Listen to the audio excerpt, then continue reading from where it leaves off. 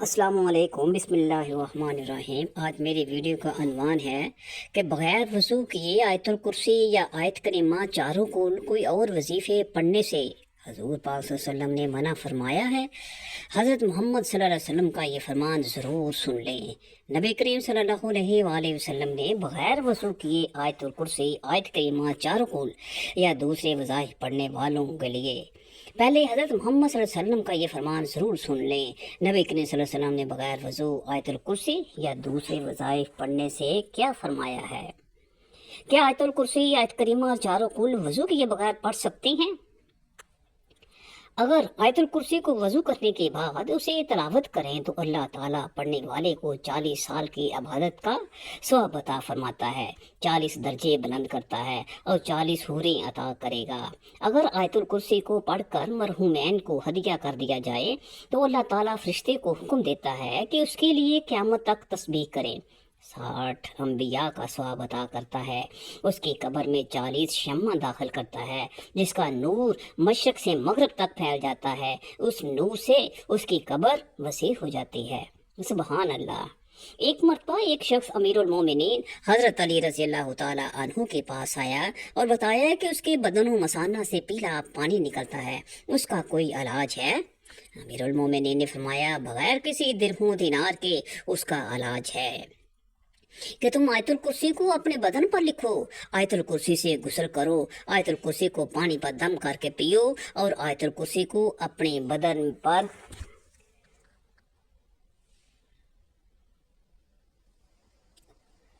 آیت الکرسی کو اپنے بدن کے پاس رکھو، انشاءاللہ شفا ملے گی۔ حاجات کے لیے 41 مرتبہ آیت الکرسی پڑھو، ٹانگوں میں درد کے لیے آیت الکرسی پڑھ کر اپنی ٹانگوں پر مسح کریں، اس سے چلتے وقت درد نہیں ہوگا۔ آنکھوں کی نظر کم نہ ہونے کے لیے 70 مرتبہ آیت الکرسی پڑھیں، جس کو پیاس سے ہلاک ہونے کا خوف ہو وہ 66 مرتبہ آیت الکرسی پڑھے۔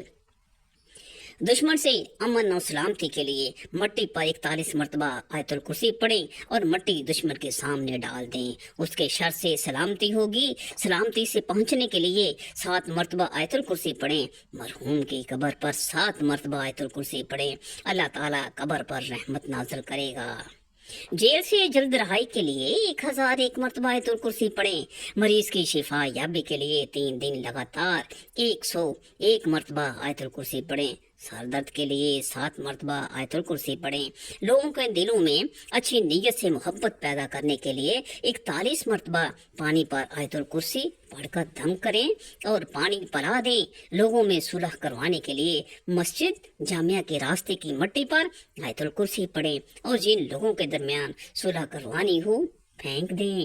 کام میں آسانی پیدا کرنے کے لیے سورۃ الم نشرہ اور آیت الکرسی 10 مرتبہ پڑھیں، بچوں کی بلاؤں سے سلامتی کے لیے 40 مرتبہ آیت الکرسی پڑھیں اور پھر لکھ کر بچے کے گلے میں ڈال دیں۔ آیت الکرسی پڑھنے کے فضائل بہت زیادہ ہیں اور یہاں پر ہم اس کے چند خاص کے ذکر پر ہی اکتفا کرتے ہیں۔ ہر روز صبح و شام پڑھنا چور ڈاکو اور آتش زدگی سے تحفظ کا ذریعہ ہے۔ ہر واجب نماز کے بعد اس کا پڑھنا رزق میں فراوانی کا باعث ہے۔ اگر اس کو لکھ کر کھیت میں دفن کر دیا جائے تو وہ چوری اور نقصان سے بچا رہے گا اور اس میں برکت ہوگی۔ ہر روز فریضہ نماز کے بعد اس کا پڑھنا سانپ اور بچھو کا تعویذ اور جن و انس کے ضرر سے بچاؤ کا سبب ہے۔ اس کا گھر میں لکھ کر رکھنا چوری سے بچاؤ کا موجب ہے۔ اگر اسے لکھ کر دکان میں رکھا جائے تو اس سے خیر و برکت ہوگی۔ ہر شخص کا سوتے وقت اس کا پڑھنا فالج سے حفاظت کا باعث ہے۔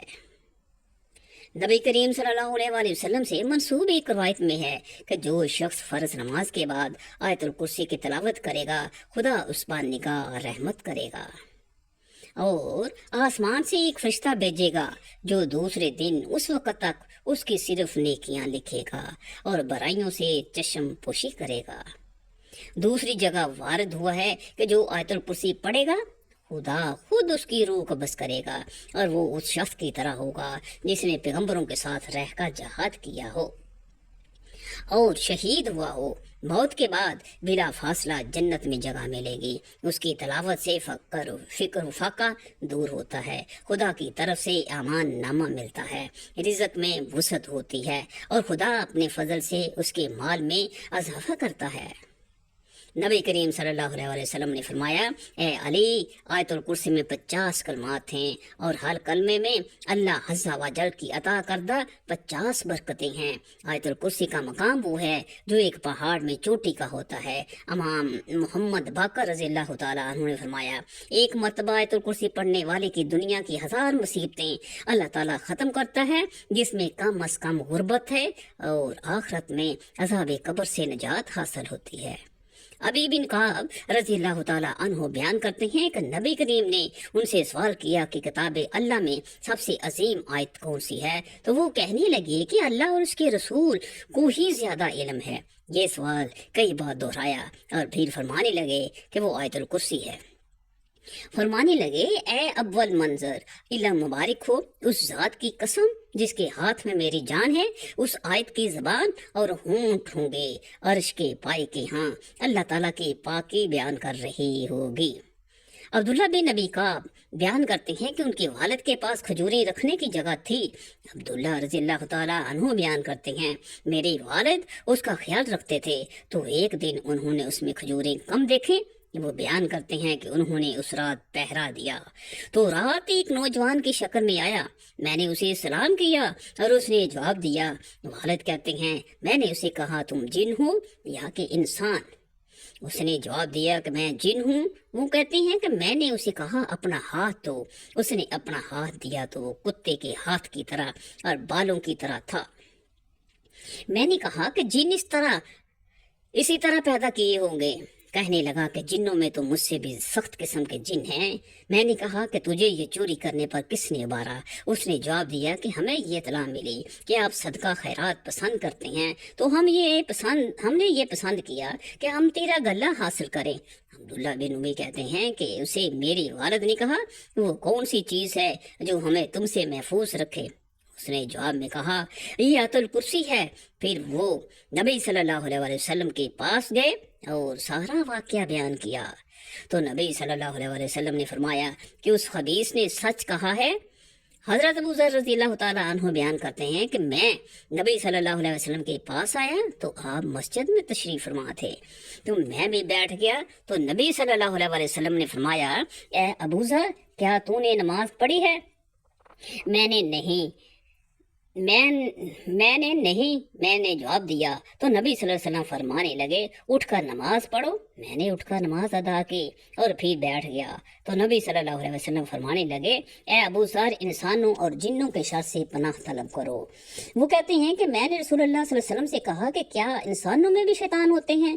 تو نبی صلی اللہ علیہ وسلم فرمانے لگے، جی ہاں۔ میں نے کہا نماز کا کہا؟ تو نبی صلی اللہ علیہ وسلم فرمانے لگے، یہ اچھا موضوع ہے، جو چاہے زیادہ کر لے اور جو چاہے کم کر لے۔ وہ کہتے ہیں، میں نے کہا روزے کے بارے میں نبی صلی اللہ علیہ وسلم فرمانے لگے، فرض ہے، اس کا اجر دیا جائے گا اور اللہ تعالیٰ کے ہاں اور زیادہ اجر ملے گا۔ میں نے کہا، اے اللہ کے رسول صلی اللہ علیہ وسلم، صدقہ؟ تو وہ کہنے لگے، اس کا اجر ڈبل سے بھی زیادہ ہوتا ہے۔ میں نے کہا، کون سا صدقہ بہتر ہے؟ تو فرمایا، قلیل اشیاء کے مالک کا صدقہ کرنا اور یا پھر فقیر کو چھپا کر دینا۔ میں نے کہا، اے اللہ کے رسول صلی اللہ علیہ وسلم، سب سے پہلا نبی کون تھا؟ فرمانے لگے، آدم علیہ السلام۔ میں نے کہا کہ اللہ کے رسول، کیا وہ نبی تھے؟ آپ نے فرمایا کہ وہ نبی مکلم تھے، اللہ تعالیٰ کے ساتھ بات چیت کی تھی۔ میں نے کہا، اے اللہ کے رسول، رسولوں کی تعداد کیا ہے؟ فرمانے لگے، 310 سے کچھ زیادہ ایک جمع وفید تھا، اور ایک مرتبہ یہ فرمایا کہ 315۔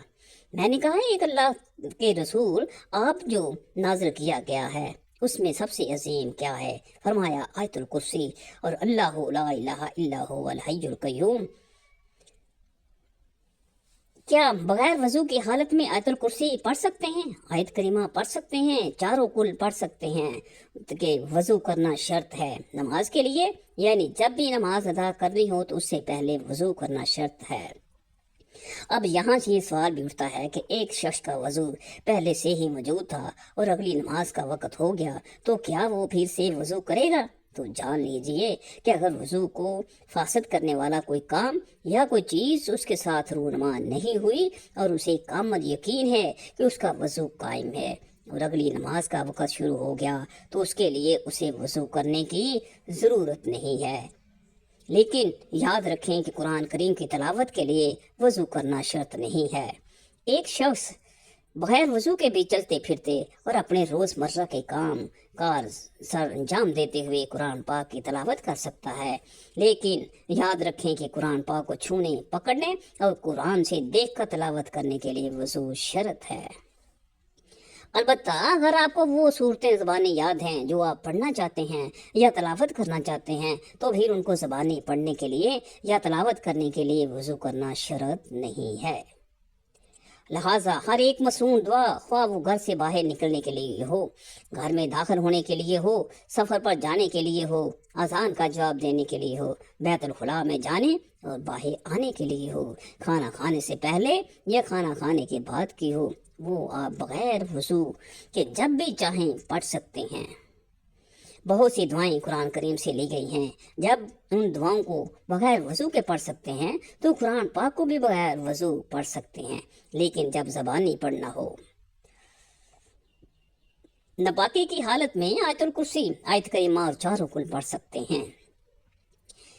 کیا ناپاکی کی حالت میں آپ تمام وظائف کو پڑھ سکتے ہیں، ذکر و اذکار کر سکتے ہیں، کلمہ شریف، درود شریف، 4 رکوع شریف یا جو بھی روز مرہ کے وظائف آپ پڑھتے ہیں وہ ناپاکی کی حالت میں بھی پڑھ سکتے ہیں۔ مثلا میاں بیوی نے آپس میں صحبت کی، غسل نہیں کیا اور سونے لگے تو وہ سونے سے پہلے 4 رکوع ضرور پڑھیں۔ اسی طرح اگر عورت حالت حیض میں ہے اب وہ ذکر و اذکار کرنا چاہتی ہے، مثلا کلمے، درود یا کوئی دیگر وظائف پڑھنا چاہتی ہے تو بغیر کسی تردد کے اور پورے اطمینان کے ساتھ کر سکتی ہے۔ ناپاکی کی حالت میں عورت اور مرد قرآن پاک کی تلاوت نہیں کر سکتے، لیکن قرآن پاک کی کوئی سی بھی صورت یا صورتیں جن کا وہ ذکر و اذکار کے طور پر کرتے ہیں یا وظیفے کے طور سے پڑھتے ہیں ان کو زبانی پڑھ سکتے ہیں، لیکن قرآن کی کوئی بھی صورت تلاوت کی نیت سے ہرگز نہیں پڑھی جا سکتی۔ اب یہاں ناپاکی کے بھی اقسام بیان کرتے چلتے ہیں کہ اگر حالت جنابت میں ہے یا حالت حیض و نفاس میں ہے یا خواتین کے کپڑے چھوٹے، بچوں کے پیشاب یا پخانہ کر دینے کی وجہ سے ناپاک ہو چکے ہیں، یا مرد حضرات جو باہر کام کرنے کے لیے گئے، باہر کیچڑ یا گٹر کا پانی وغیرہ ان کے کپڑوں پر لگ گیا، تو یہ تمام حالت ناپاکی کی حالتیں ہیں۔ ان تمام حالتوں میں اب زبانی ذکر و اذکار اور دیگر مصنون دعائیں جو روز مرہ کے معاملات میں پڑھی جاتی ہیں ان کو بے فکر اور بلا تردد پڑھ سکتے ہیں، ہرگز کوئی قباحت نہیں ہے۔ اگر ناپاکی کی حالت میں بھی ذکر اذکار کر سکتے ہیں تو بغیر وضو کے بھی کر سکتے ہیں، پھر دونوں میں فرق ہی کیا ہے؟ بغیر وضو آپ قرآن کو چھونے کے بغیر قرآن کی صورتوں کی تلاوت بھی کر سکتے ہیں، جبکہ ناپاکی کی حالت میں اگرچہ آپ ذکر و اذکار اور وظائف کی نیت سے قرآن کی صورتیں پڑھ سکتے ہیں، لیکن تلاوت کی نیت سے قرآن کی صورتیں زبانی بھی نہیں پڑھ سکتے۔ اگرچہ بغیر وضو کے آیت الکرسی، آیت کریمہ، 4 رکوع اور دیگر صورتیں پڑھ سکتے ہیں اور قرآن کریم کو ہاتھ لگائے بغیر تلاوت قرآن بھی کر سکتے ہیں اور ان کا اجر اور ثواب بھی ملے گا، لیکن اگر یہ عمل آپ باوضو ہو کر کریں گے تو اس کی فضیلت اور اس کا درجہ بغیر وضو والے عمل سے بلند اور برتر ہوگا۔ لہٰذا کوشش کیجئے کہ جب بھی قرآن کریم کی تلاوت کرنی ہو تو باوضو ہو کر ہی کریں، کیونکہ باوضو رہنا بذات خود ایک عبادت ہے، اور اس حالت میں جو بھی عبادت کی جائے گی اس کا اجر اور ثواب بھی بڑھ جاتا ہے۔ اللہ تعالیٰ سے دعا ہے کہ ہمیں نیکی کی بات سننے، سمجھنے اور اس پر عمل کرنے کی توفیق عطا فرمائے۔ وما علینا الا البلاغ المبین۔